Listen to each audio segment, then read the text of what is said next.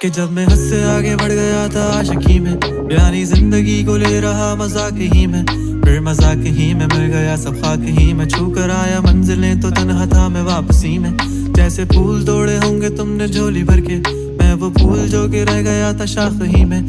जैसे ख्वाब ही में ख्वाब गाहे आंख ही में, पल से पल में क्या हुआ तुम रह गए बस याद ही में। एक सवाल मचल